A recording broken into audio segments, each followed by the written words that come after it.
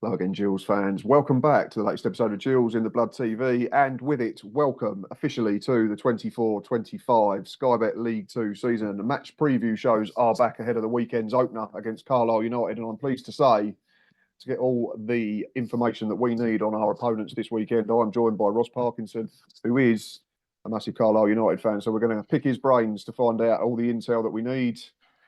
Ross, appreciate you coming on. You had a good summer and ready to get started now? Yeah, Preseason was a bit hit and miss, but other than that, it's into the proper stuff now. So back to having my Saturdays spent sitting with the kids, screaming at professional footballers having had 3 pints. Usual Saturday. I see something last night on social media that said I can't wait for the next 9 months of wondering every Saturday why my 26,000 to one accumulator's not Yeah, coming again. So we've all been there and we'll all be there again. yeah, Before we talk about this summer and ahead to Saturday, obviously there's no sort of team news or previous lineups to go off yeah, being the first game of the season. So I just want to, and I apologise in advance, talk about last season. Gills, in terms of us in League Two, finished in 12th. We played 46, won 18, drew 10, lost 18, scored 46 and conceded 57. So it's quite clear where Gillingham's problems were. It was 46 goals at just one a game in the league. Carlisle, season from hell, I think it's fair to say. yeah. From your 46 games, you only won 7, drew 9 and lost 30, scored 41 and conceded 81, accumulating only 30 points. So my question to you, Ross, is, I mean, I can see from them Yeah. stats how wrong it went, but just explain how badly wrong it went and why potentially it went I that think wrong. I think what we had in League Two was an ability to change how we played mid game. Probably more than half of the games we changed formation in the first half Mm-hmm. of that League Two promotion season because we had players who were capable of playing in multiple positions. But when we went to League One, I think we were late going up. We didn't have the budget that we do now, Mm-hmm. thankfully. And when we went into, I think we underestimated how good League One is now. Okay. Last time we were in League One, the gap wasn't that big. This time, the gap is enormous. Every team, bar a couple, could play football Yeah. and really move the ball well, and we just didn't have the pace or the athleticism to cope most of the season. Um, Throw into that bit of a lack of goals at times because if you can't get out of your own box because you can't get the ball in, you're not going to get many goals either. So it was just a disaster. I think there was a few mistakes made where there was some criticisms of the players earlier on, and morale dropped like a stone. And January with the new ownership kind of came too late. Even though we kind of went big and signed a lot of good players. I mean, we signed Josh Feller, 400 odd games in League One. Mm-hmm. Then Georgie Kelly, come from Rotherham. Luke Armstrong, who's at lower league level, one of the best strikers around. I think it just came too late. Mm-hmm. Adding to the fact that Josh Feller and Georgie Kelly barely kicked a ball for us because they both got injured. Kind of sums up the Never season, just really. rains, does it? Yeah, Unfortunately, never just rains. yeah, I think that was it. I think it was just there wasn't much that went right by the takeover last year, but we're back. We started afresh this summer with a lot of stuff going on, as I'm sure we'll come on to. Mm-hmm.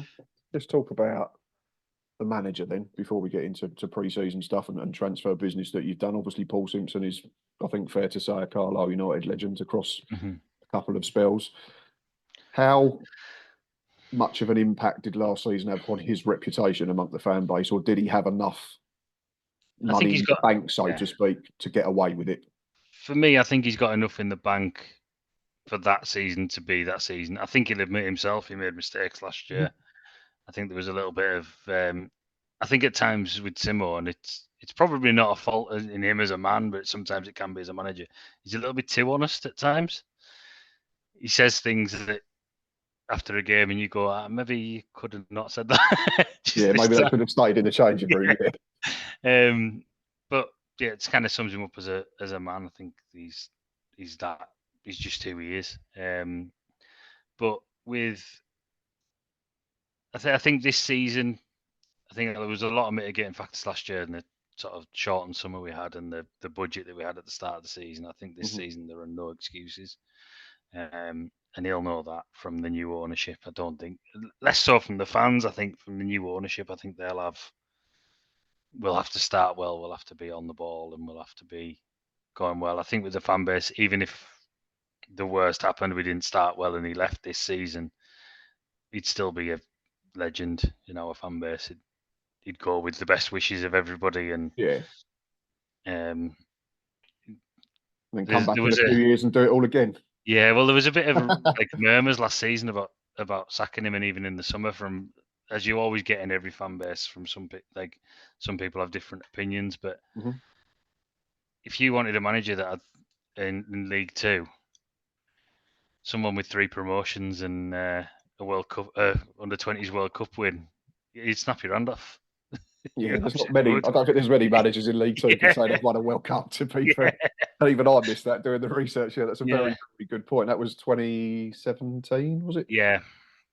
It was a hell of a team, no disrespect to Carlisle, but he had probably better players for that than he does on a day-to-day basis. But yeah, to have it on your CV is very impressive nonetheless. Right, this summer, Ross, obviously transfer business is a big part of every football club up and down the land in every division. And I recently published my season preview video and did my 1 to 24s, which everyone will, I'm sure, remind me of in 9 months' time when I've got their club horrifically wrong.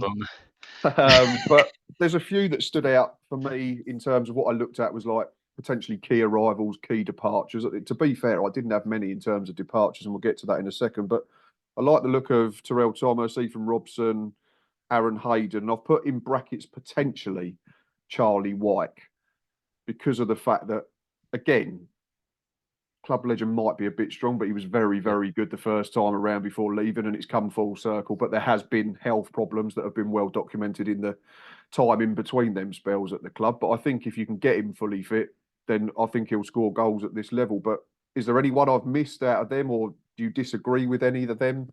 No, I've been really impressed with Thomas. He's probably been the one I've been most surprised at in the thing, because as is often the case when a player leaves a club, Charlton fans weren't exactly complimentary, but when he played 40 games for them last year in League One, he looks comfortably above the level for League Two.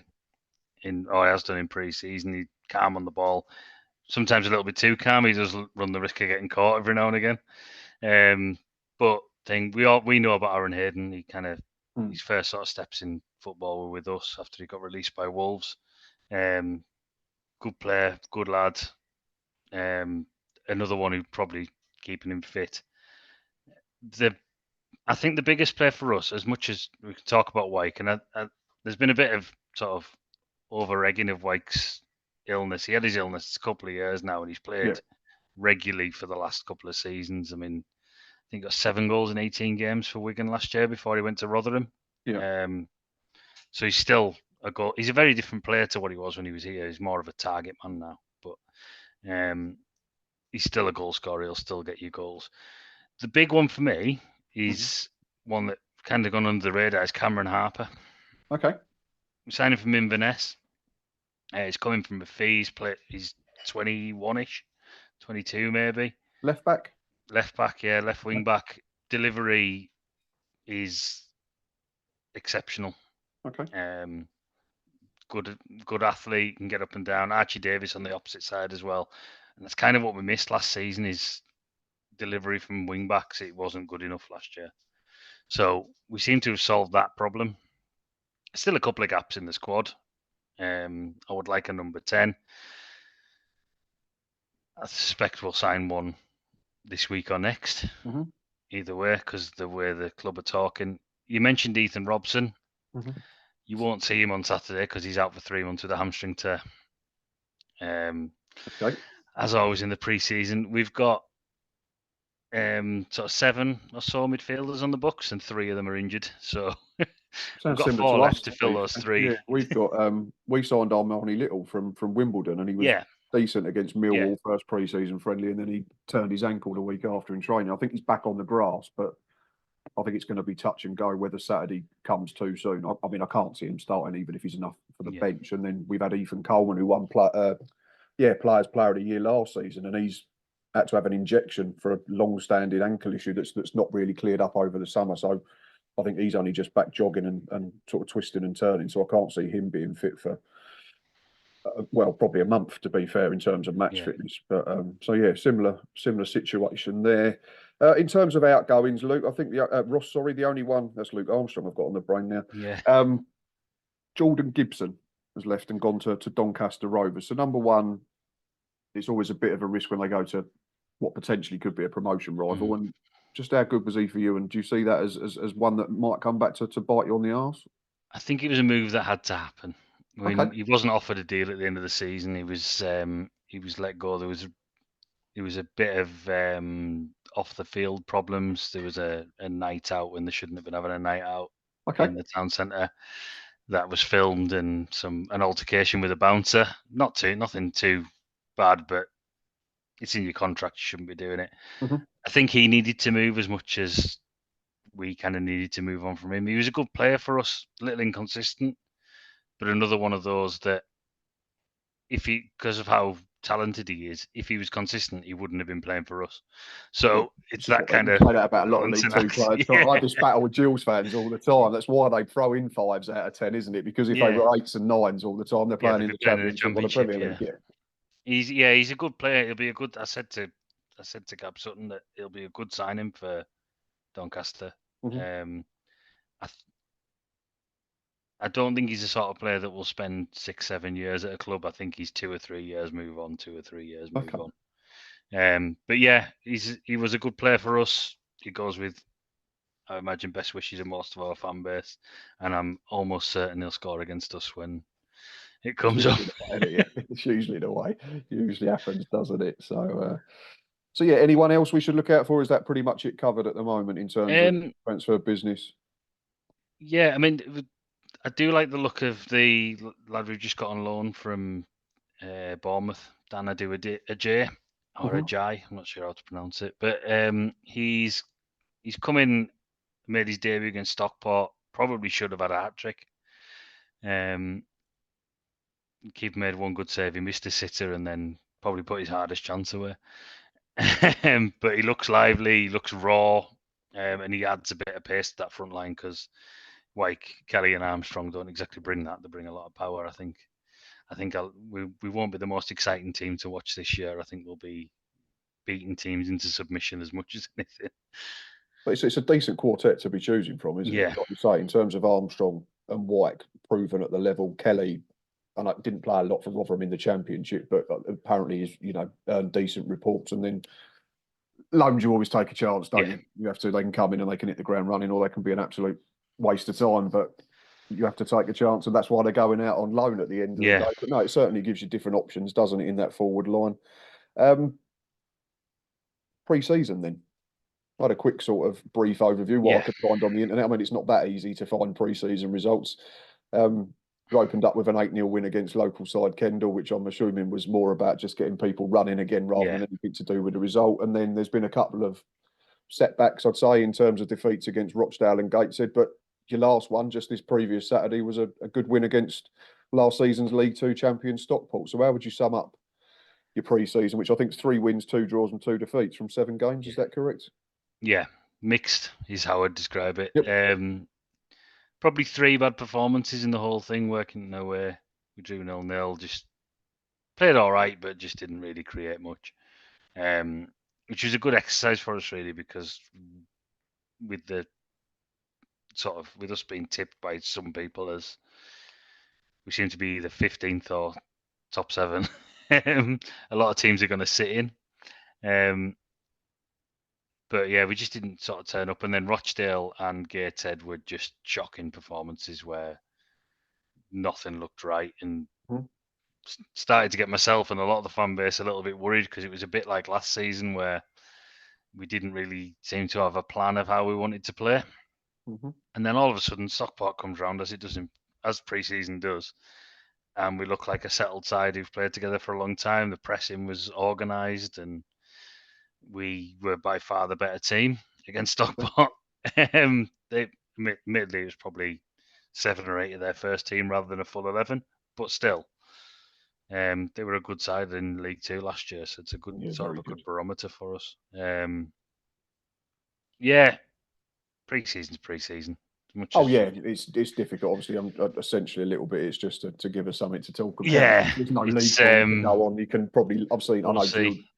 Gills lost all their games 2012-13 in pre-season and went and won the title. And then I've seen other summers where we've had a brilliant pre-season and been absolutely rubbish. So I don't know whether to be excited about this campaign or not because we're unbeaten.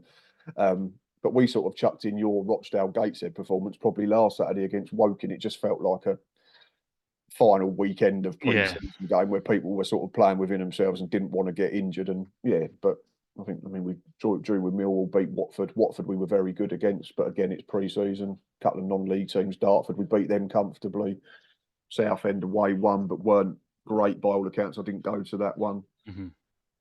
Southampton, I think we played behind closed doors there under 21s and won 3-1. But I mean, obviously, like I've said already, our issue has been for too long is scoring goals, and hopefully we've rectified that with some of the business we've done. But proof will ultimately be in the pudding. In terms of potential key players moving forward to Saturday, I'm not going to ask you to do a predicted 11 or anything like that because it's I far could too probably give early you in the one. season. Oh, well, if you've got that many injuries, it might pick itself. Yeah, But I've put down potential key players as Harry Lewis in goal, John Mellish, centre back, who's just signed a new yeah, contract, I believe, and Luke Armstrong is one. I'm interested to see now how he benefits from a pre-season under Paul Simpson. Like you said, he came in January. It's always difficult because there's not much time on the training ground. You're playing Saturday, Tuesday, and in a team that was struggling massively and not scoring enough goals, I don't think you can really sort of judge him on that first 6 months, can you? no, not at all. Well, you can in one aspect. His work rate is exceptional. Okay. He was feeding on scraps last year, Luke Armstrong, and um, he just run. He'll just run after anything, lost causes and everything. Bit similar to John Mellish, and I Mhm. mean you brought him up. I've never known in my lifetime a centre back who regularly gets in front of the strikers. Yeah, I think he scored against us Yeah, the he season you just went up. I'm sure yeah, he did. Yeah.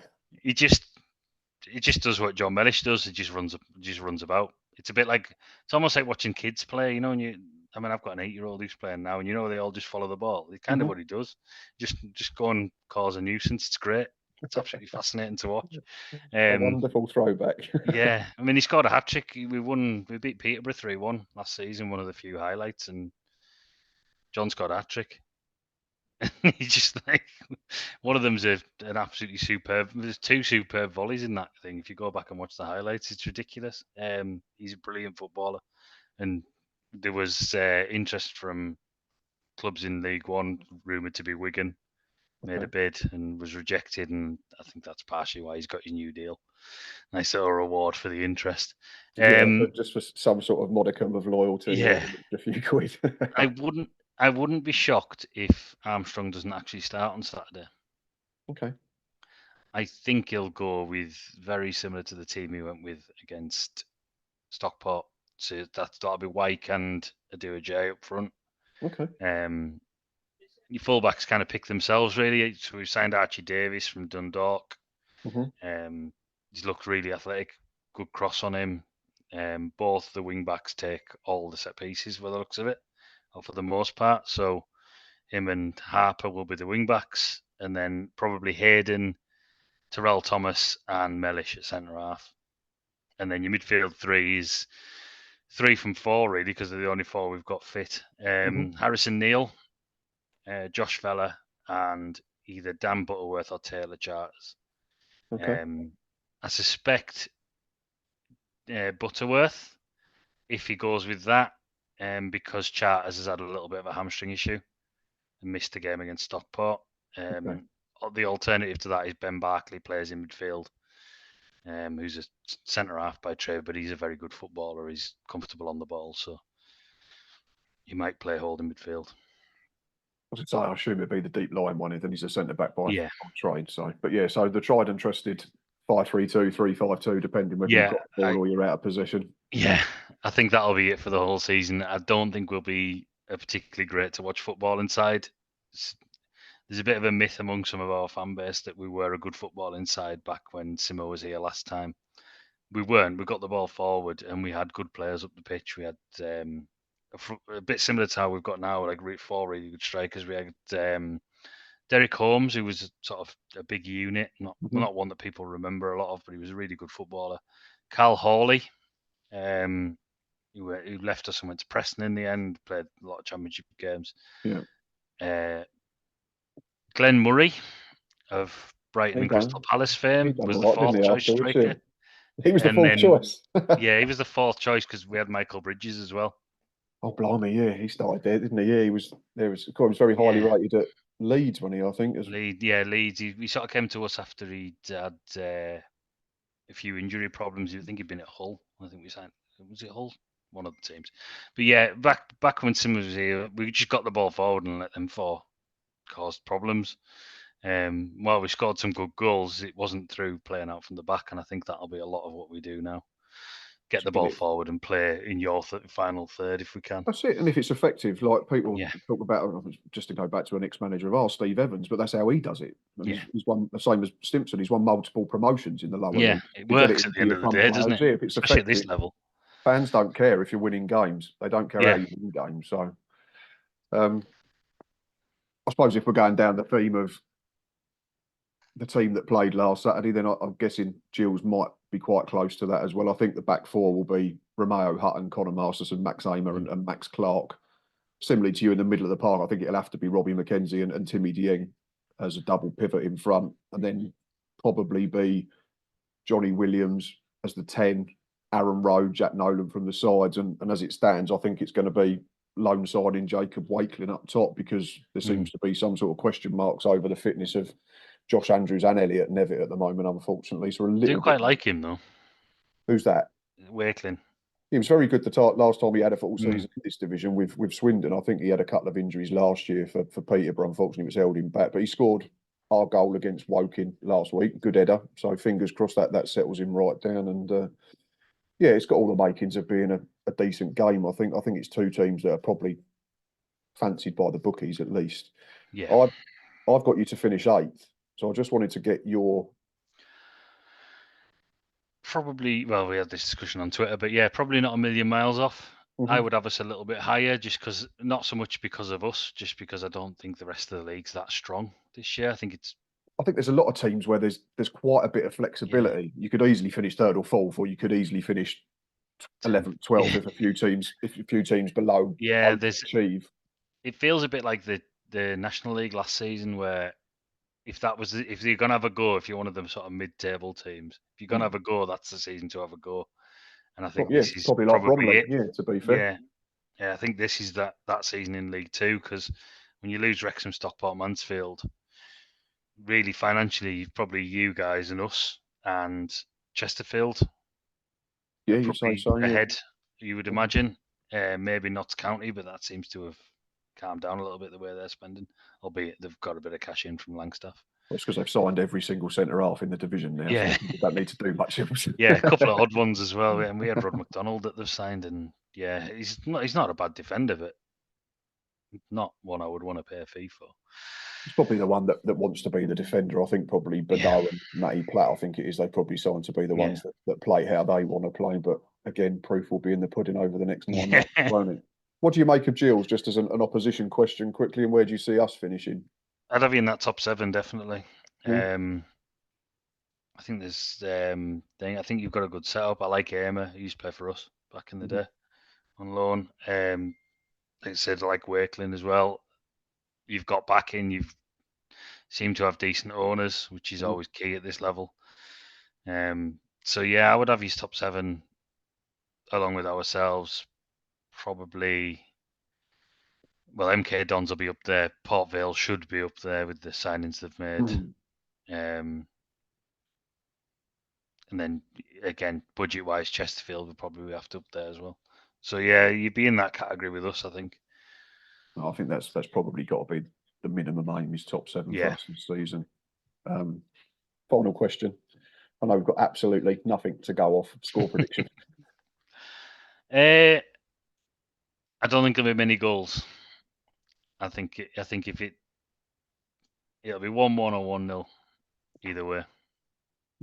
I've said 2-1 Gills.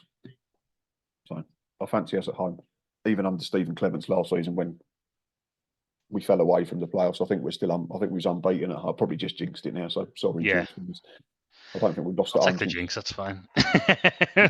Boxing Day is the last time we lost at home in the league, but I think we only won 3 of about 12, and the rest were all 1-1 draws. It seemed like so. Yeah. I'm going to back us to get off to a good start. But again, I don't think a draw is a disaster for either side. First day, No. you just want to get in, get out, and then settle down, don't you?